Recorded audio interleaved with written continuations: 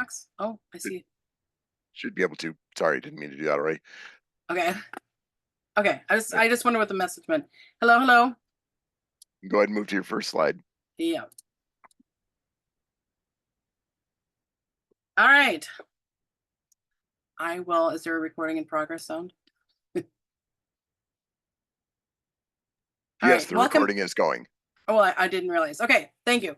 Welcome everyone. My name is Rebecca Strom. I have been a math teacher through ABE now. I'm not even sure, like 17 years. And I have been attending Summer Institute forever, it feels like, and I'm excited to share some math ideas with you. How is everyone doing? Looks like it's been a good start so far. If you have any technical issues, don't hesitate to reach out to Megan and Andy. Today we're going to look at, I know it's a quick session, it's only 45 minutes. I'm hoping it's pretty conversational, so please don't hesitate to reach out with questions, post things in the chat box, and we'll see if we can get those questions answered. So what I want to look at today are some online numeracy resources. This was that we can use for instruction, you can use for students to explore, and more. So when we're looking at this, we know that we all have hugely various classroom settings. So I wanted to try a Menti. I haven't done one of these in a bit. So just to kind of see what everyone's classroom resources are. If you want to, you can use your phone. Oops, it's not letting me post. Okay, sorry. There is a, yes. So there's a Menti link I just dropped, and you can either type in the code that's listed on the screen, or you can use your phone to use the QR code. And we're going to do a quick poll just to see where you're coming from, what your classrooms look like, what your settings are at, etc. So go ahead and take a second. I'm going to see if I can pull up some results. Let me know if you're having any difficulty with this. Is anybody able to get in? I know when I've tried this before, I had a little issue with, oh, shoot, that happened that. See if we can get this.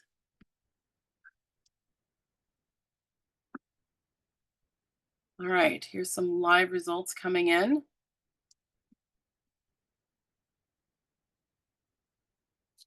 So it looks like we've got quite a few votes in already. A lot of in person, that's really exciting to see. So somebody typed in other, that's interesting. I would love to hear in the chat box what the other might be.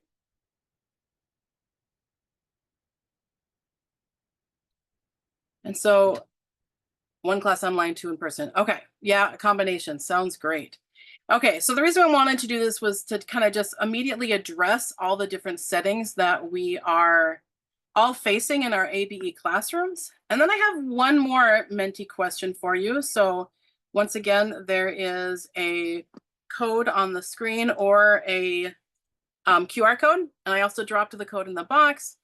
So we just want to look really quickly, and I apologize for the pace of this, but we have such a short time for the session. What are some of your biggest hurdles? And this is an open-ended, there is no choices. So go ahead and type in what some of your biggest hurdles are.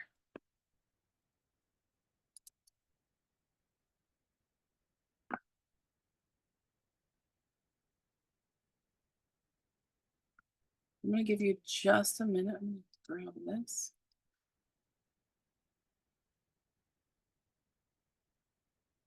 That's its thinking. This is Megan. Yeah. It looks like it's not advancing.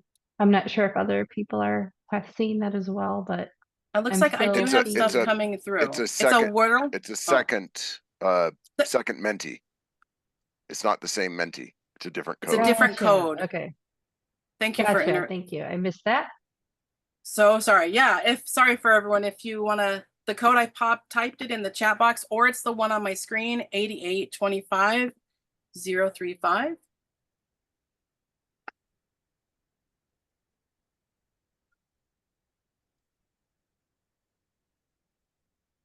All right, I'm gonna, perfect, thank you for reposting that. And I'm looking at some of the answers coming in looking like this. Maybe that way. So some of the biggest hurdles, what do you notice are that people are saying in common? Lack of students is definitely a hurdle. I see time. I love these wordles because something that's saying over and over again gets larger. So time and differentiation are the two things that are jumping off the page for me right now. Those are the things that I really struggle with doing a good job on, is spending a lot of time figuring out how to differentiate different instruction. Curriculum, math anxiety, all of these, of course, are so true and meaningful. So what I want to look at today is a resource that, of course, cannot address all of these things, but is a great resource for playing with some of the things we struggle with. So keep answering your questions, because we can come back to this answer at the end just to see how things went. So I'm going to move that. So how many of you have heard about Math Learning Center? Has anyone heard of the Math Learning Center before? Whoops. Unfortunately, my chat box in the way, sorry. No, okay. So the Math Learning Center, I'm going to share links. I'm going to share all the things. It's a really cool resource for free online math manipulatives, basically. And what I found about it, it has a really unique option, a quality that I haven't found in other resources. And I'm going to just show you this really quick. I apologize. I'm going to quick fix my screen. So I'm going to just play with one for a minute, and then I'm going to give you a few minutes to play with one yourself. So this is the fraction page. And so you might notice some things at the bottom. I can choose either a rectangular fraction, and I can resize it. I'm going to give it 10 pieces. I'm going to resize it to this one. And then now when I hit that same fraction bar at the bottom, I can maybe make 12, but it will automatically make them the same size. You can hit the number 1, so you have a whole. You can do things like color to find equivalent fractions. You can move things around. It has a really cool feature that if I click, and I apologize for going quickly, this will slow down. This tag over here, if I put this on, it puts a fraction tag on the side. It also allows you to grab a fraction and lay it on top if you want to evidence if things are equivalent. They're great for adding and subtracting. All of these resources, like I said, I'll share a link, has this eye in the corner. And when you click on it, it gives you a page for everything about that particular resource. So you don't have to have everything memorized, and it's always right there. So I just wanted to point that out really quickly. So one of these things that we can do is create and play and explore and have students say, hey, is that a common denominator, or what would be the best common denominator? And I might move this and say, my lines don't line up at all. So I'm going to need a different denominator because these don't. Yes, they do have, all of these apps are free in a web browser, as well as a free app you can download on a device. So I will give all the web addresses. So here's the challenge I'm going to drop in your lap, is I want to play with these, but you know what it's like. If I give you a link and then you try to explore them all, then it kind of takes it away. So I will drop a link into the chat box because I have created a math problem. So the thing I want to talk about the most about this resource is, yes, they're awesome. They're playing. It has this feature in the bottom. So if you can see this arrow, if I click on it, I can copy this link. I can create this worksheet, this virtual manipulative, copy a link, and you will all get your own version of exactly what I just created. So my big thing right here is that we can create something, we can save our own links. As teachers, we've got ideas, but to recreate with every class can be hard. We can differentiate different activities for students, and we have these pre-created links. So we're going to explore this. I have a pre-created one for you. I am going to see if I can grab this link for you. And I created an activity. I will drop the link in. And I created a story problem. So the one thing I forgot to show you really quickly, I did the fractions, but you can also create circles, fraction bars, or fraction circles. So if I wanted to create a circle, did I lose my, there we go. I can also create circles. So I've got the idea of a rectangular bar, kind of a Singapore math feel, and I can create circles, which is nice because then I can also create a second one to lay on top. I can see equivalents. The tag is a little harder to see because if I stack them, I can't see them all. but I can still color things as I move them around. Can So I you, might, go ahead. can you swap where the tags are? Can you make the tag go to the left? I tried, I was not able to. But if someone else knows how, I tried to move them, I tried to spin them, they just stay on the left. There's a lot of questions in the chat about the name of the Yep. site. And Okay. so I'm going to drop all that, but I want you to, you will get the link that'll open it. But once again, I'm challenging that we're going to stay on the same activity together because you know how challenging that can be. Okay, so what I have created is a story problem for you. So this is our math warm-up. So I'm going to drop a link for this exact one. And like I said, one of the benefits of this site is you can spend time creating something, and when you drop the link, and I'm going to drop it in the chat box, it will open on your device exactly what you see on my screen, and you can move things around. So I'm going to read this story problem out loud before I drop. So you've surveyed students in your class, and you learned that 10% worked night shifts, 25% worked evening shifts, 50% worked day shifts, and the rest answered not currently working. So what we're going to use your knowledge of percents or fractions or pie charts. So at different varying levels, you're going to create your own pie chart with the circle using the text box. You can label them. So you won't be able to use the tag. You can have to use a text box. And you're going to play and discover what percent is not currently working, which, as you can imagine, is a quick arithmetic problem. But the extension is, what are some reasonable class sizes for this group of students? Meaning, if I said 12, I might have half a student. So what numbers would be reasonable? So I'm going to keep watching the chat box. This is the hardware. It's an online session, but you're working independently. So please, let's keep that chat box going of ideas. So here is the link for you to open. And when you click on this, you'll get your own live version of this activity. You will be able to manipulate. You can shift numbers around. You can create your own graphs. The T at the top is for text box. So if you click on the circle, you will have to stretch it to fit so the circles overlap. But the idea is that you're going to create a pie chart by figuring out what size pieces you need.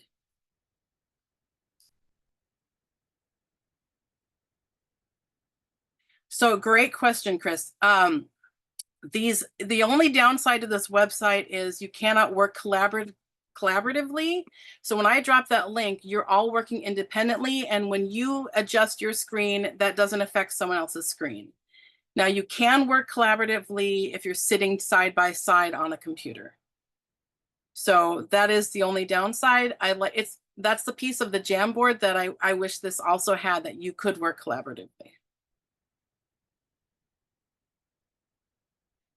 So I'm going to give you just a few minutes because of our short time frame to play with this problem. Play with making a circle, the text box, what you think your students might get out of creating a pie chart.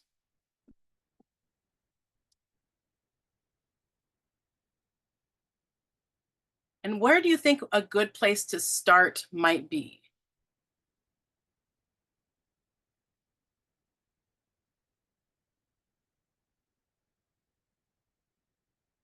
So I know this is a challenge, wanting to play, and it's a recorded session. So feel free to use the chat box. What are some challenges you might see? What are some different activities you think would be helpful?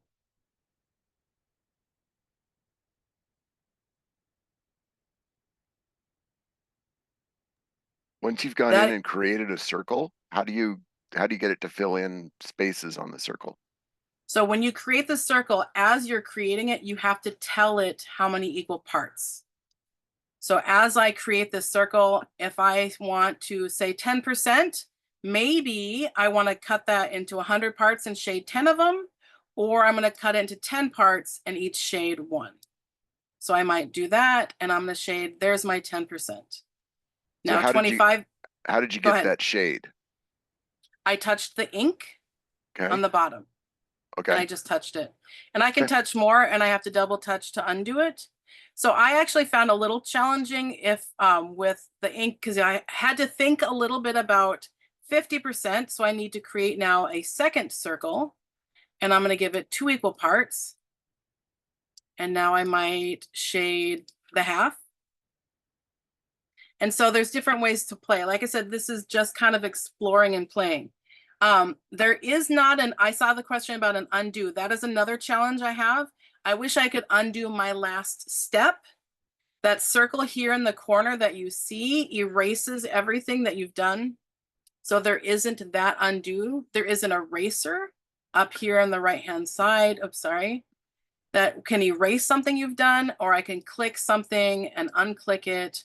I can delete something like, oh, I didn't want that circle, so I'm gonna click this circle and hit the delete button. I really, truly wish there was an undo. As you're doing it, each circle, if I cut a circle into 4 equal parts, that circle can only have one color at a time. But as I'm stacking circles, so if I do this one, I can color this right-hand side a blue.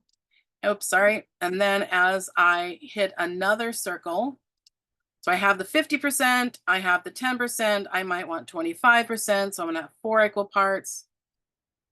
And I can see there's overlap, so I'm gonna purposely maybe click over there. So just kind of playing and stacking things. Clicking on the text box, I might write 25%. I did remember the text box only does numbers, or excuse me, words, but this up here does let you do things like 25%. And I can move that out here. I can group that. So the idea of it takes a learning curve for sure, but there is some creativity.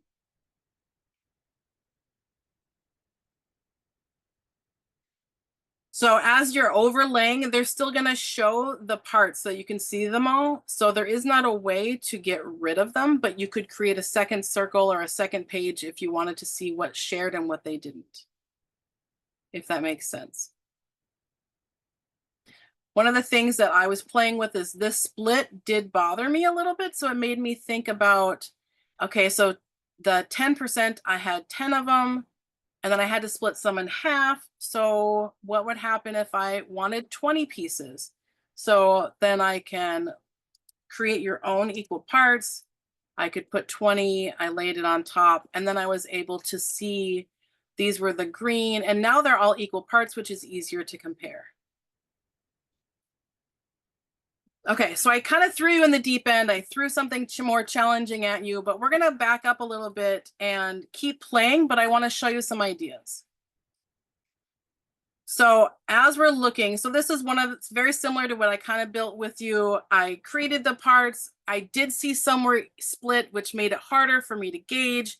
As we know in fractions, how important it is to have that common denominator so we can talk about equal parts. So I did create that 5% so that I could see all the parts and labeled them. But one thing we know about students and learning is if we can build something, we learn it more deeply than just reading it. So one of the cool features about this part is getting in there and building it. So as we keep going, because I want to connect why we're doing all these ideas, if you've ever been to one of my sessions, you've probably heard me talk about the Sharma's 6 levels of knowing. And you've talked about it for the Minnesota Numeracy Initiative. These are 6 levels of knowing, are 6 almost steps, 6 stages of learning math as we go. This has been a really helpful tool to help me guide my lesson planning and my ideas.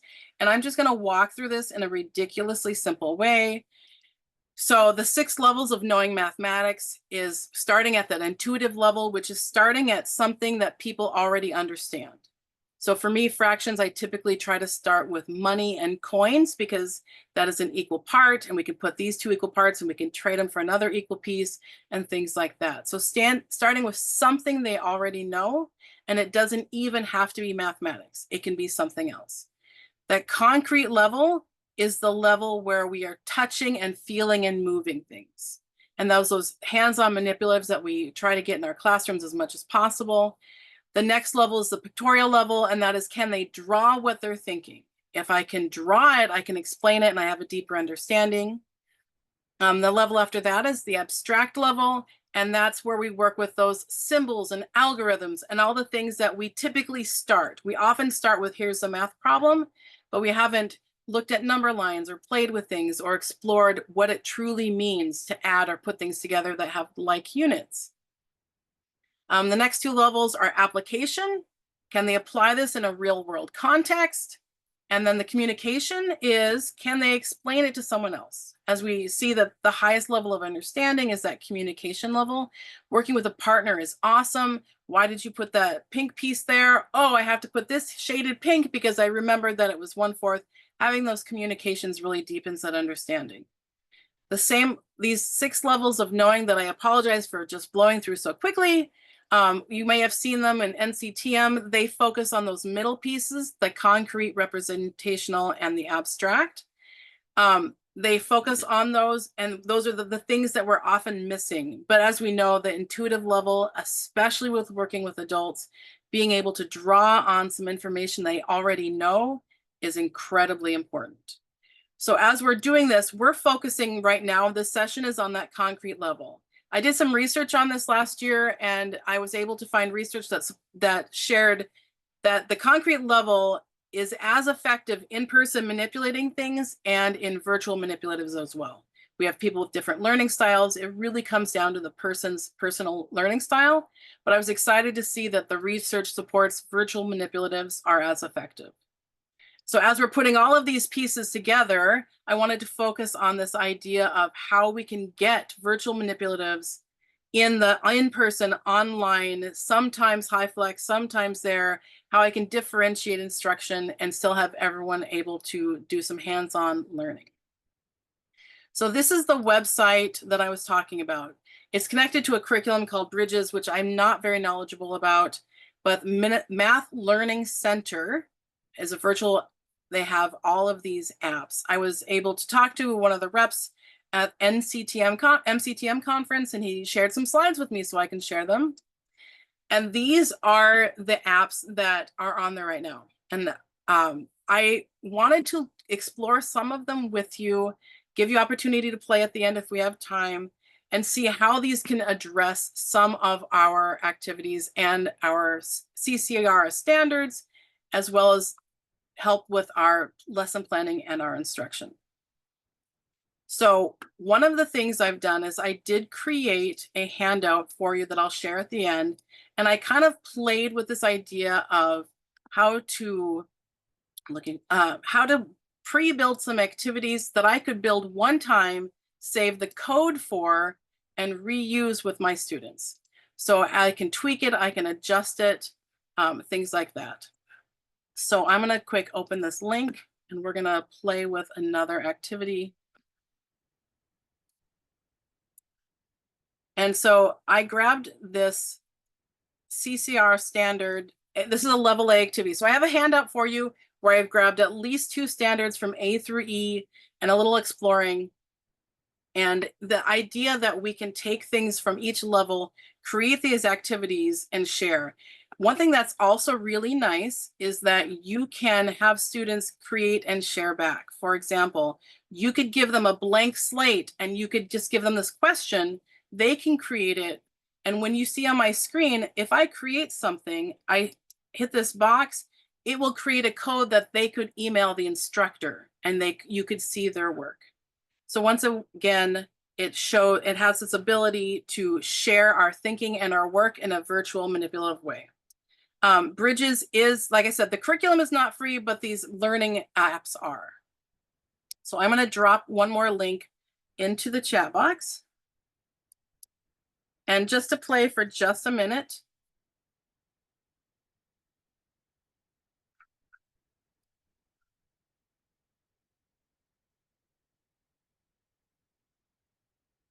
And once again, the downside is you can't collaborate, but the upside is you can create activities that you can save your links for, that you can share and have students work. So as you're playing, I'm going to play for a minute. This is a base 10 set, and you'll notice on the left-hand side, there's the buttons here where they're different colored or single colors. Personally, I like separating colors so that they can see that maybe the green are going to be the 10 sticks, and then the the yellow might be ones, and just having students build this in different ways. Another feature I love about this, obviously that isn't 37, but if I click on this 10 stick, down at the bottom, you'll notice I have this option to separate them. And it breaks it apart into 10 ones. So as you're working with students with adding or subtracting, with borrowing and carrying, this would be a great way to show when I'm borrowing, I'm actually breaking that into its 10 equal parts, and now I can use it to separate. If I were a student, let's say maybe I turned this in and I think I have the right answer. If I hit this button, it's actually going to now, because things have been edited, create a new code. Yeah, I don't know how to lock instructions. That is a great question, Andy. That I'm not aware of being able to lock. And that might be something that we, could be on the handout that has the link on it, is that could be locked in there. So I do wish I hadn't noticed how much they move until I tried. So those can be frustrating. A lot of this I've been exploring with, and I apologize. Yes, there's so much I don't know already, so I'm super open to ideas and questions. But as you're moving things, like I said, if I do this, I can copy, it'll give me a new code, or you can just give them the code. And then if I go to a new tab, which I'll show you, I'm going to type this new one in. And I could send this back to the instructor, and now you can see the work I did with the problem I was given.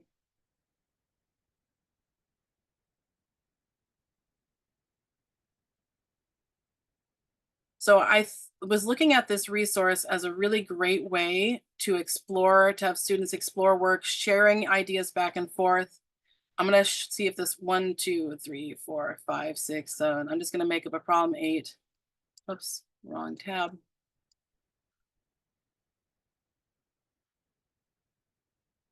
And I believe if you stack them together and they're all touching, I can use another feature on the site where I can glue them together.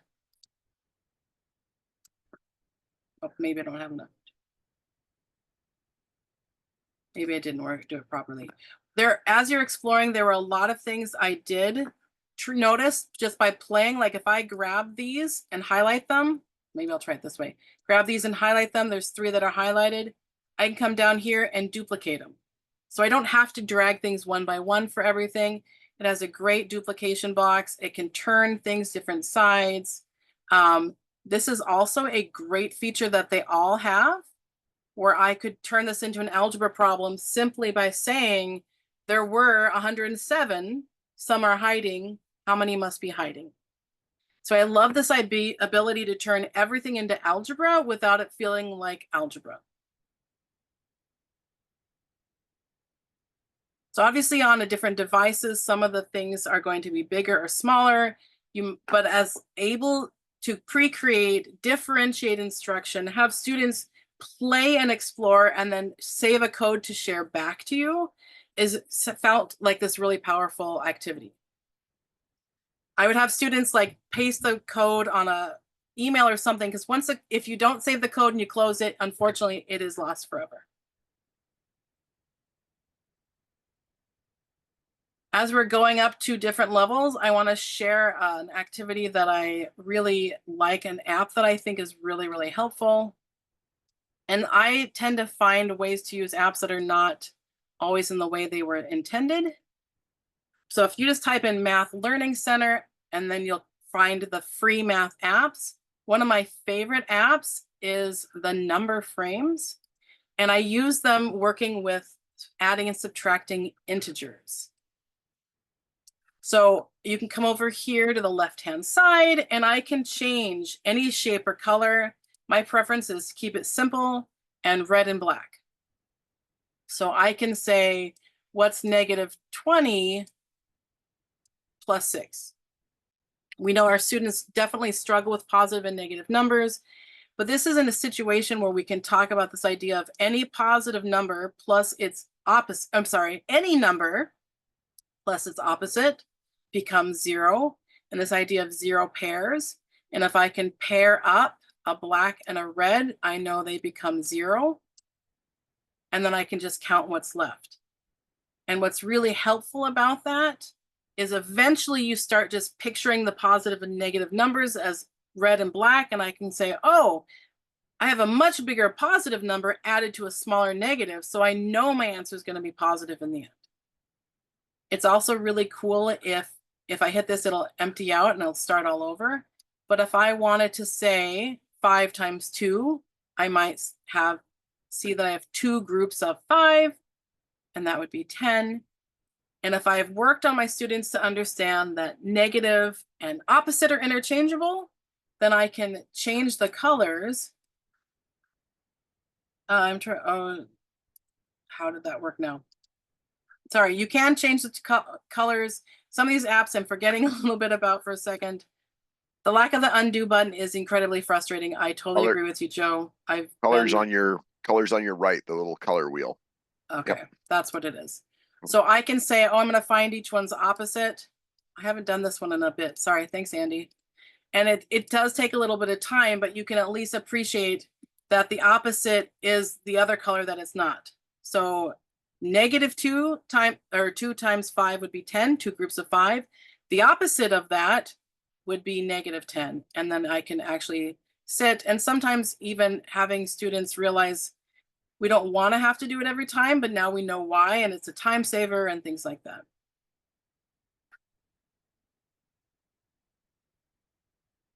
So on the phone, it's going to be definitely smaller. It is, I'm glad to hear it's doable. Downloading the app is a very easy, the app is a very usable form, and there are so many different apps that are there. So what are some thoughts? I appreciate so much the chats coming through. Like I said, Joe, I looked long and hard for that undo button. It's been driving me crazy, but at least you can like come over here, highlight something and delete it if I don't want to. I think if I highlight a bunch, I can delete the selected items. So I can delete and I can erase, but I can't undo. But then I also find that I like to write on paper and wish I could hit undo. So that's a problem too. Any other questions or comments on this?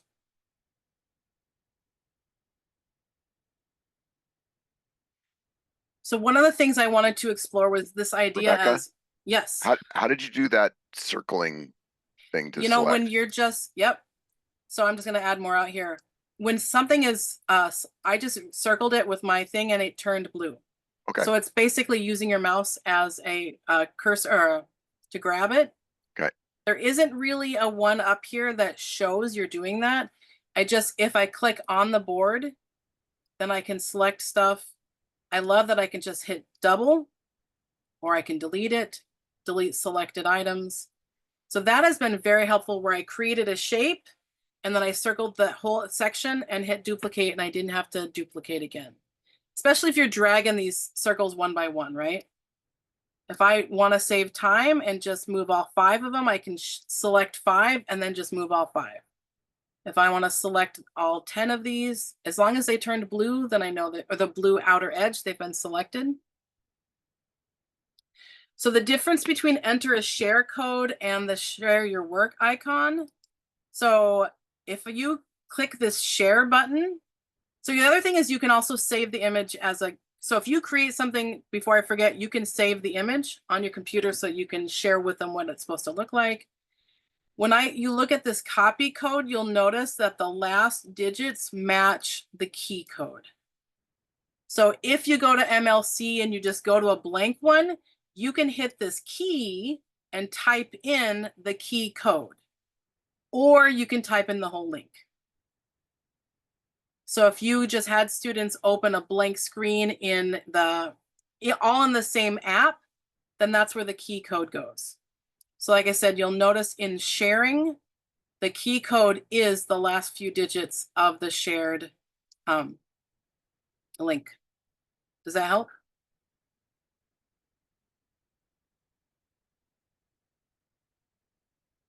Theoretically, yeah, I've not tried that, but you could have somebody do a stage 1 and then share that code with another student and do a stage 2. Yes, and you're right. It wouldn't be changing the original, because that's creating a new one. And you'll notice, so like this code right now is 1GBO, hey, what 7?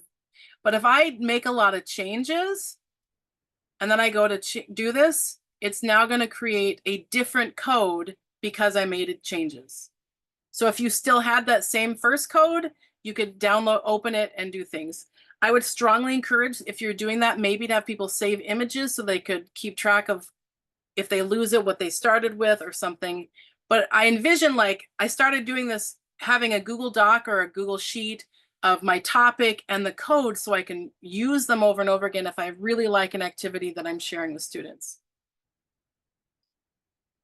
And like you said, Chris, they can like do a stage 2. They could save it for later and keep working on it. As long as they're saving these codes as they're working, that will be the new saved problem.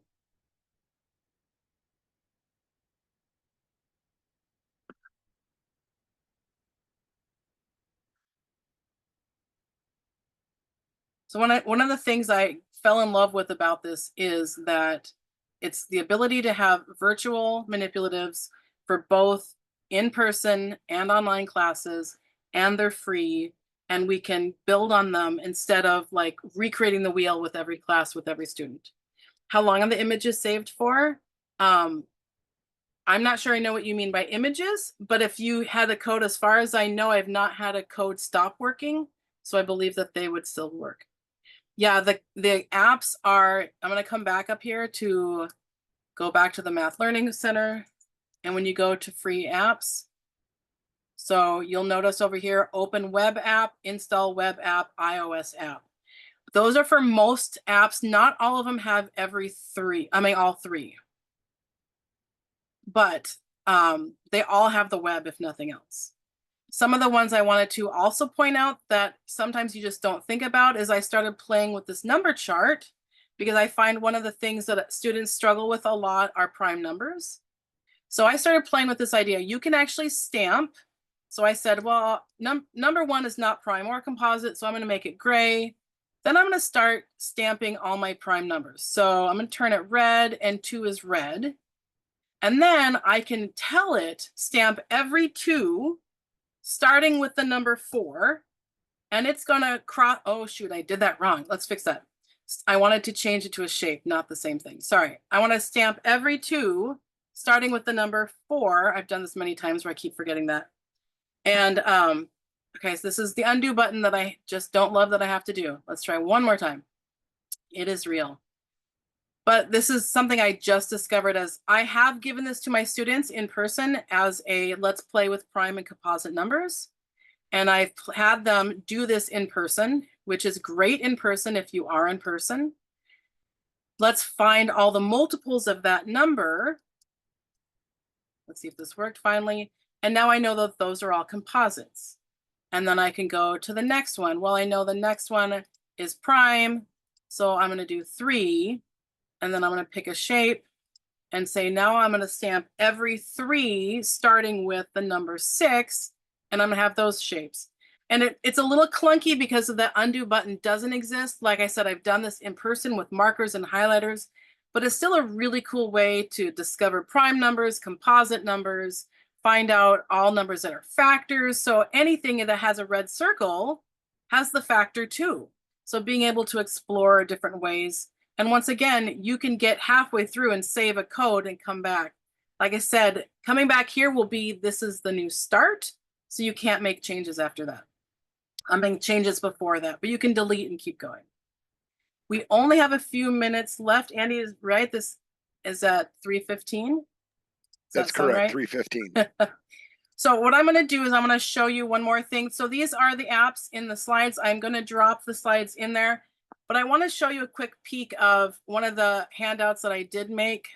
This is a PDF I'm going to share with you. It's got all the links. So what I did, I'm going to start at the top. I kind of went, let's look at some level A. I created the link for you to share. You already saw that one. Level A, another level A comparing 2-digit numbers. And then once again, instead of necessarily giving them a math problem, using blocks, determine which one's bigger or smaller. A little geometry. I tried some level B. Once again, these are all pre-created links you can explore, you can improve upon. If you like something that you've created, save that link so that you can share it in the future. This is a nice one. This is one you can't save a link at, this partial product one, but you can practice multiplication, distributive property, 5 times 12. I can move this so I can chunk. Up here, you might see, here's my 5 and 10 is 50, and my 2 times 5 is 10 more, and then I can see my answer.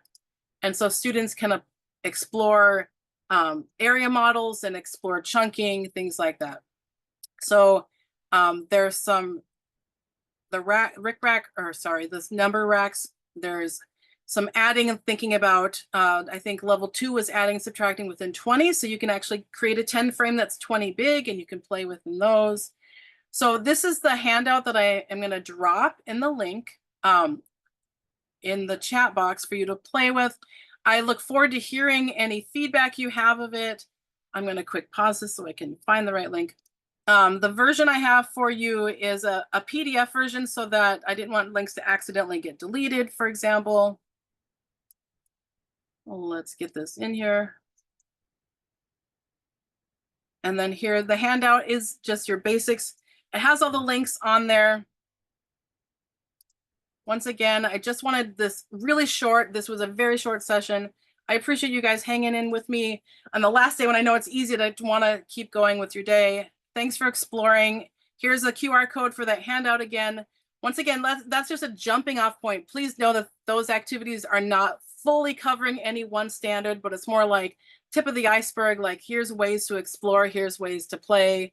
Definitely need, Laura, I agree, playtime is huge.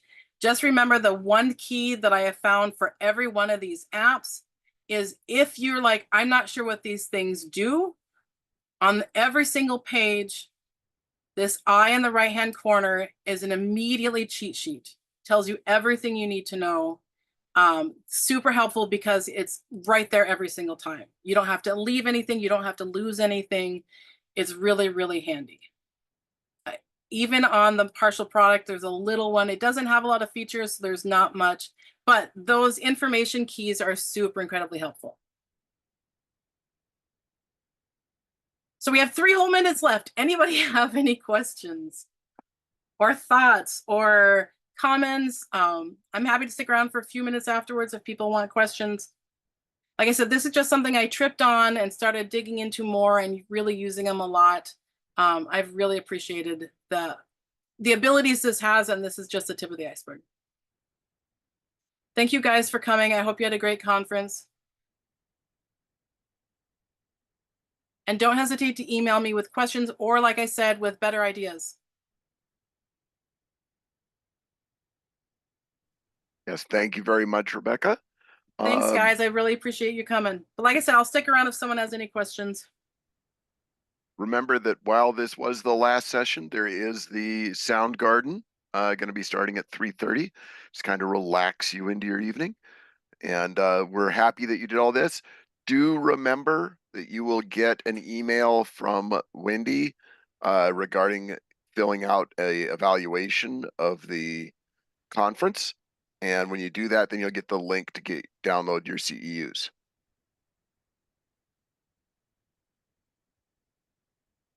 Thank you, Abby.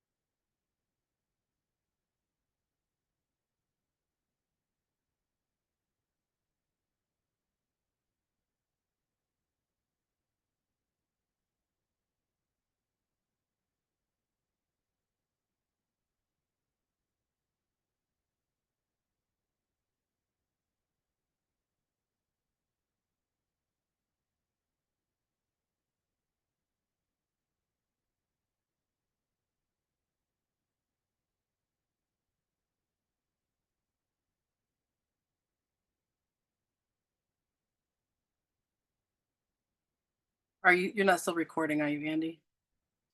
Oh, you are, I guess.